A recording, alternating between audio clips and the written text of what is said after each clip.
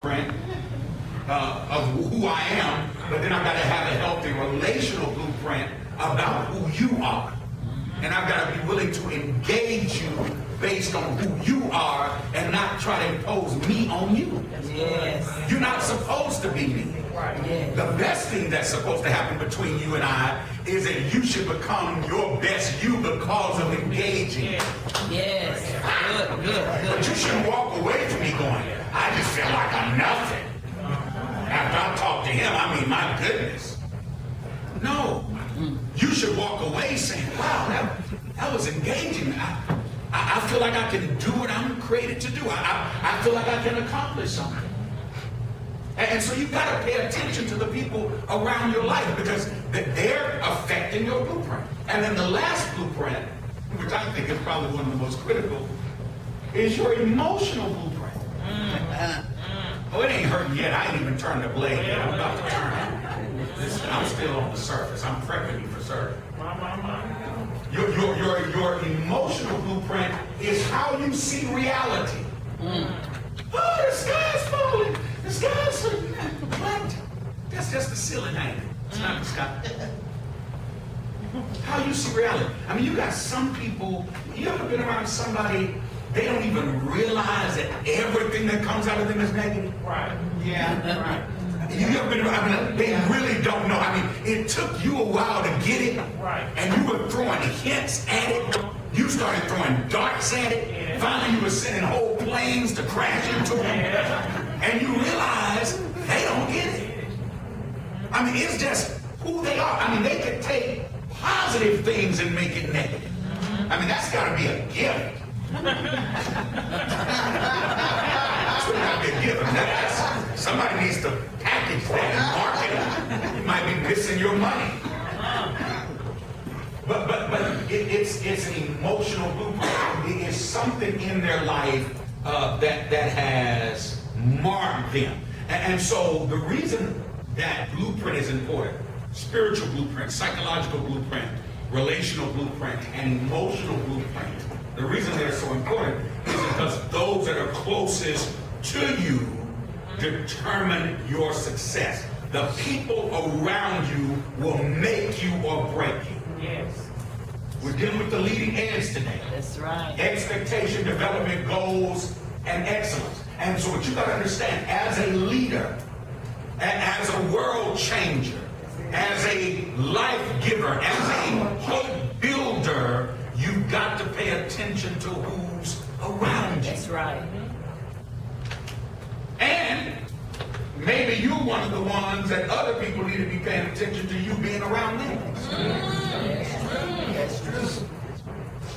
Jim Rohn said this. He's a self-made millionaire, successful author, motivational speaker. He says you are the average of the 5 people you spend the most time with. Now, hold on. I have multiple postgraduate degrees. One is a PhD in psychology. And so one of the things that we study is the fact, and I think the statistics are changing rapidly now when you deal with mental health. But when I was coming out of Howard University in my postgrad program in 97, one of the statistics was 1 out of 5 people suffer from mental illness. Some mild, some severe. I think the statistic has changed drastically because now we have managed manics. We have managed manics now. But they say 1 out of 5 people suffer from mental illness, some mild, some severe. So that means, unfortunately, you're on your job. On your job, if you can count to 5. 1 out of 5 people. Wow. No, don't do it now. Not really. Wow. That means in your house, if you got 5 people there, 1 out of 5. And of course, we're going to all make somebody else, you know. In your friendship circle, who was that? Dwayne Wade, Charles Barkley with the T-Mobile commercial, you know, had the Fave 5. And so I thought about it. You got to make sure your Fave 5 is not made up of all 1 out of 5. Okay. You'll catch it later. But you're literally the average. I mean, think about this. So if I got 5, that's a good spade hand. Okay, I want to play this. I got to. Might have. Possible ain't even working on this one. You got to pay attention to who the people are that's closest to your life. Because as I told you earlier, your life is not compartmentalized as you think it is. It's all working together. So the who you think you are at home is affecting the who you think you are at work, is affecting the who you think you are in your social life, is affecting the who you think you are in your spiritual identity, is affecting the who you think you are in your finances, is affecting the who you think you are in every area, because the common denominator of everywhere you go is you bring you. And so why do we deal with everything else around you and not deal with you? So here's what you have to look at with the 5 people closest to you, so that you can know whether or not you have the right 5. And this is where leader shifts. First question is, do I develop the people closest to me? I don't want you to answer that. I want you to think about that. What do you do to develop? And I don't mean in an academic way. I just mean in a relational way. When people are around you, or you talk to them on the phone, or you engage them in your daily life, do they go away from you saying, thank you for that? It could have just been a thought, a side note, but you inspired me. You added something to me. You gave me a pause. You caused me to reflect. You helped me to see it from a different perspective. So are you developing them, and do they develop you? Wow. The second question is, do you all provide mutual encouragement? As co-workers, everyone here is working for a common cause. So every day you show up together, even in walking in this room today, there should have been some encouragement in the room. Beyond just perfunctory, how you doing, that nobody really cares. Just answer and make up the worst scenario you can find and see if they pay attention. It's all perfunctory. You know, how you doing? Well, you know, I'm actually standing on a fake leg. I lost my real leg at the knee last night. And they'll say, oh, good. And keep walking. Because it's perfunctory. It's just, you know, what we do. It's our pleasantry. It's our exchange. But if you're going to produce greatness out of your life, make it a point to encourage. I do it everywhere. I travel extensively, and so I'm just very conscious about just commending people. I mean, I travel with little thank you cards in my briefcase, and I'll write out a thank you card to the pilot for a smooth flight, knowing full well he really didn't have anything to do with how smooth it was, because he didn't create the clouds. But I just thank him for navigating. For trying to find the best path, you know, because it adds something to people. You get more out of people when you recognize what is required of them, as you would just trying to, you know, say, oh, you know, that's Cheryl, that's just what she does.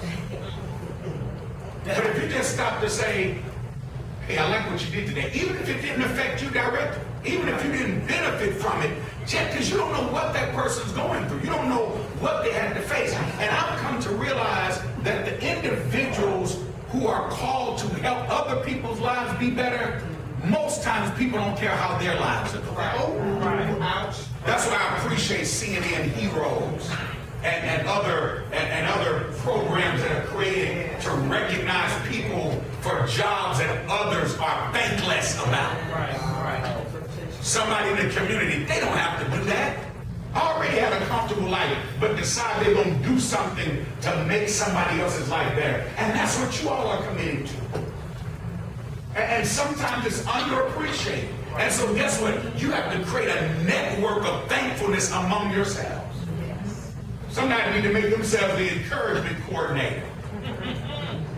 See, when we come together to meet, I'm going to be, can I get up and encourage everybody? Or can I send cards? Or can I be the secret encourager? You need that in your life, because it's going to feed your productivity. So I need you to understand this. So do you encourage them? Do they encourage you? The third question you need to consider with the people around you, Are they growing because of me, and do I grow because of them? How many people around your life help you to think beyond where you are? Wow. In your Fave 5, how many of them challenge you at least once a month to see beyond yourself? Some of y'all really looking at me quizzical. You really think it all up. You might need some new friends. Yeah. Friends, period. But are you having, and then here's the last question, and this is the most critical question, and it changes the tenor of the conversation. Do they lift your load, and do you lift their load? The people closest to you ought to be solving a problem for you. Right. Amen. Right. Amen. Amen. That's the business you're in. That's the calling you've accepted. Those around you will either be an asset or a liability, because leadership is simply organization. Seasons of change is no greater than the individuals in it. That's right. You can have a brand all day long. You can have a mission all day long. But the movement of seasons of change or any organization or your individual life will never be any greater than you. And the people around you are either going to be one of two things. They're going to be an asset or a liability to your life. And I love this analogy. In other words, they're either carrying water or gas. Water puts out the fire. Gas irritates the flame. You ever been around somebody that you told them something you were dealing with and you were trying to regulate how you responded to an emotional, volatile, situation? Maybe at work you got a disagreement with somebody, or somebody just, kind of got a burn to your saddle and you're trying to deal with it, and you want to handle it in the most diplomatic way. And you had a choice of two people. You knew Crazy Ann. Well, If you went to her, she was going to say, you get there tomorrow, grease your elbows and go in and let her have it. And you're like, no, I won't have no job. But then you found Calm Stan. well. And he said, no, don't address it. It's not as big as you think it is. Gave you another perspective. Well, that's how it is in your life. And so you got to ask yourself, not only about the people around you, but what do you bring to this organization? What do you bring to the lives of others? Are you water or are you gas? Wow. Do you solve problems or do you magnify the problem? Does the problem become bigger because you're in it, or is the problem solved because you're there? An organization's growth potential is directly connected to its personnel. In other words, the growth of this organization is connected to the growth of you. That's the reason this weekend is so important, because it's about the growth of you. And you got to be intentional about the growth of you. Let me recommend a book to you right quick, and I'll be doing this through the course of my teaching and dialogue here. The book is called 5 Minds for the Future. It's written by Howard Gardner, who's a Harvard psychologist. 5 Minds for the Future. I believe that leaders should be readers, and those who read will lead. It's called 5 Minds for the Future. It's recently published within the last, I think, 5-6 years. And Howard Gardner, the reason this book is significant, he is the architect of something called MIS, Multiple Intelligence Science. And what multiple intelligence science, it goes against the grain of what has been suggested, that you can only be great at one thing. What Dr. Gardner suggests is you can be great at multiple things. And so he deals with the different types of minds. He talks about a synthesizing mind, a mind that knows how to bring different components together, weave them into a tapestry for transformation. And so it's a great book for you to get. And the reason I'm stressing that is because it's so important that things are added to you that will expand you. Someone made the statement, and they said, pay any price to stay in the presence of extraordinary people. That's one of the things I love about social media. About Twitter, particularly, not so much Facebook, because it just seems to be an open Walmart. But the thing about Twitter, you're limited to 140 characters, which means you got to think about your thought before you write your thought, just by the nature of the parameters of it. But as a result of that, you can discover people within seconds that are thought leaders and life leaders and change agents, and you can connect and collaborate through this virtual neighborhood with other people. That's one of the things I like. There are other things about social media that I don't think are the best, but that's one thing. In other words, there's no excuse for you not to engage greatness in your life. If you can't find it in the cubicle next to you, or in the office next to you, or in the house next to you, or the apartment next to you, or at the restaurant down the street, you can actually engage the world around you and find somebody that can feed who you are. Because what you got to understand, when you grow leaders, you grow an organization.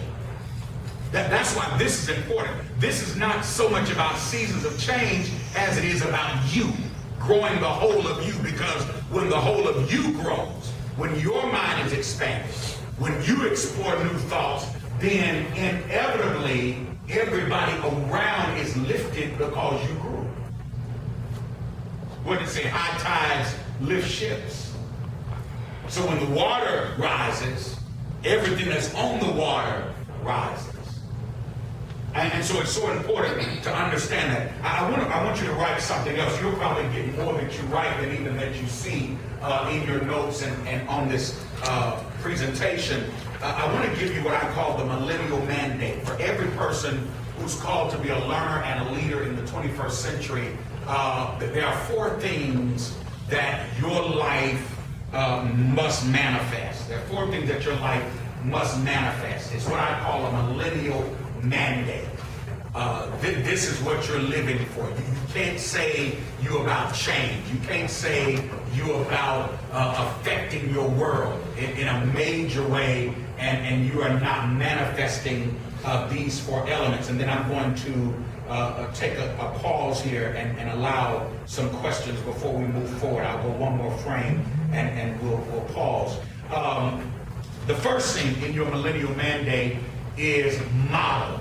M-O-D-E-L, model.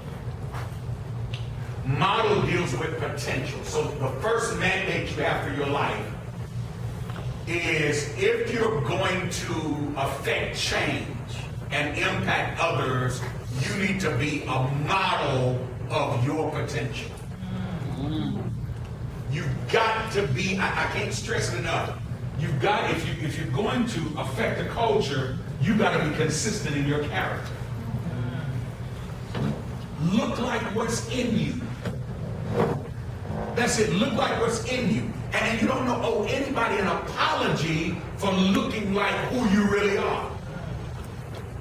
Now, what you'll discover oftentimes is when you come to that place of agreement, then that may change where you are. And you say, well, that's a little uncomfortable because that's where I wanted to be. But when I discovered me, I realized I couldn't stay there. Well, no, you should have actually been more uncomfortable trying to fit in a place that was too small for the rest of who you were. So your first mandate is to model or to be consistent in your potential. Your second mandate is mentor. Mentor. When you deal with mentor, that means be consistent in your purpose. Yeah. In other words, mentorship is not just you engaging somebody in prescribed parameters of, I'm the mentor, you're the mentee, I'm the master, you're the protege. It's beyond that. You mentor just by being consistent in doing well at what you're called to do. That's mentorship. Someone made the statement that more is caught than taught. Children develop their behaviors not because somebody said, now you do this and you do that. No, they just watched an elder sibling or paid attention to what was most prevalent in their environment. So that's mentorship. So in reality, whether you want to be a mentor or not, you are. The issue is not whether or not you're mentoring. The issue is, what are you mentoring people in? The third mandate is mobilization. Mobilization deals with process.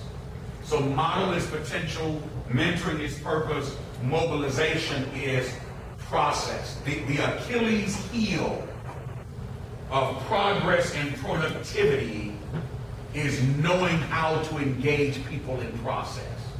I can give you all of the right principles and the right procedures, but the things that keep organizations from moving forward and expanding and being enlarged is the ability to engage people in process, to know how to do what needs to be done.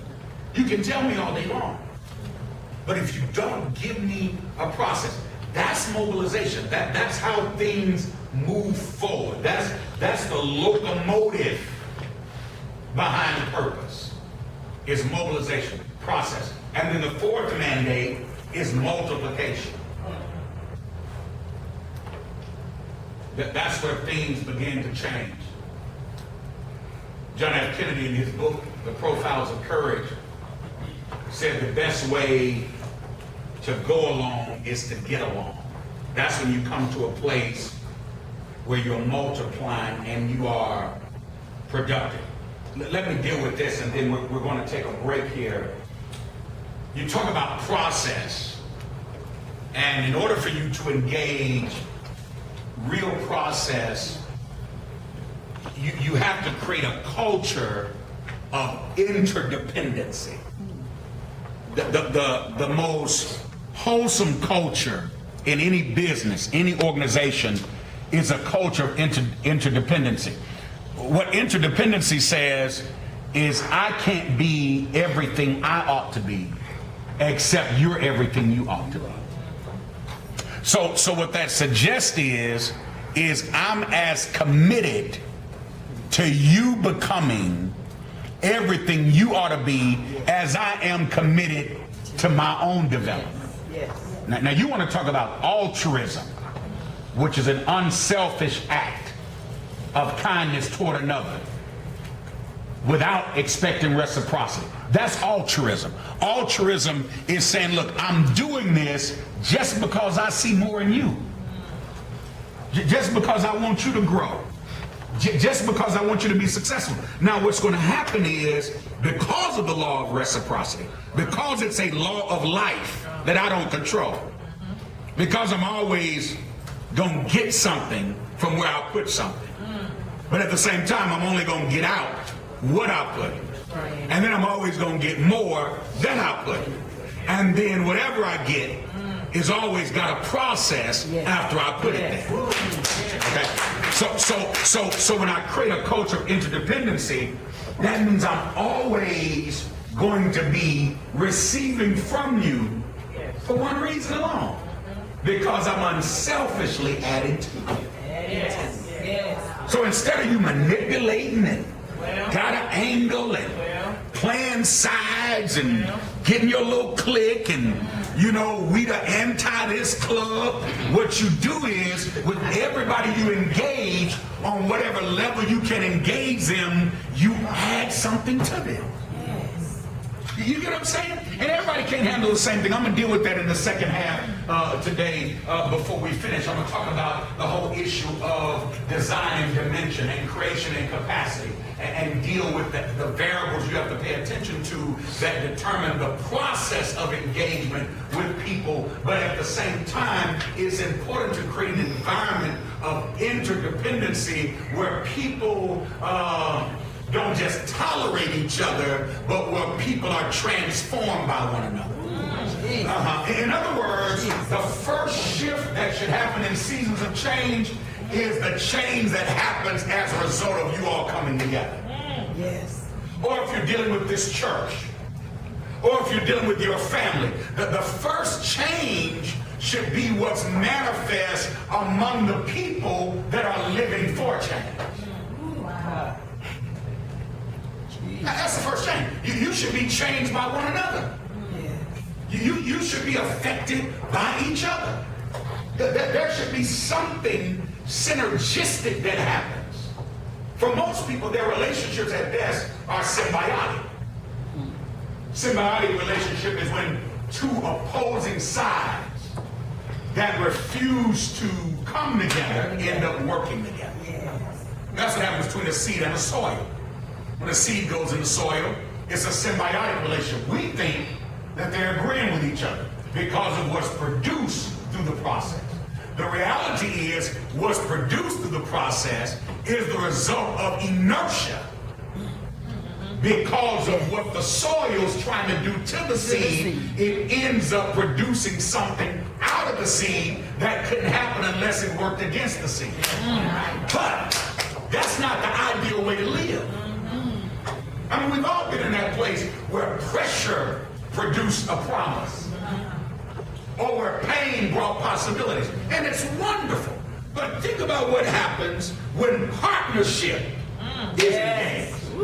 So I know what I get out of symbiosis. I know what happens when opposing forces hit each other and something comes out that I didn't expect. But imagine what happens when forces that are in agreement come together.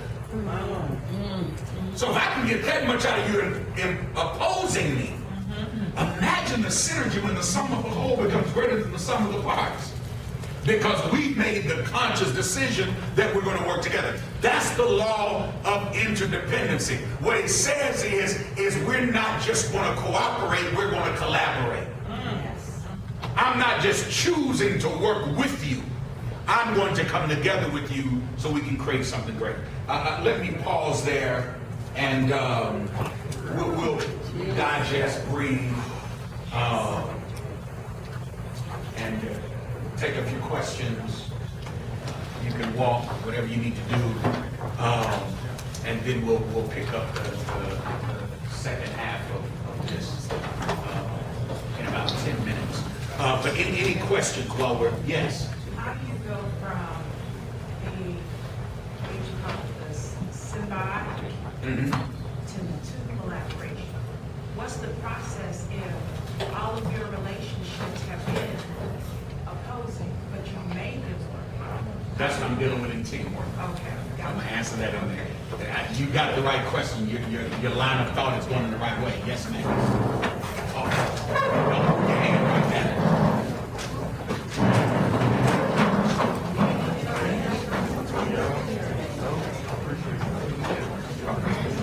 Yes. Yeah.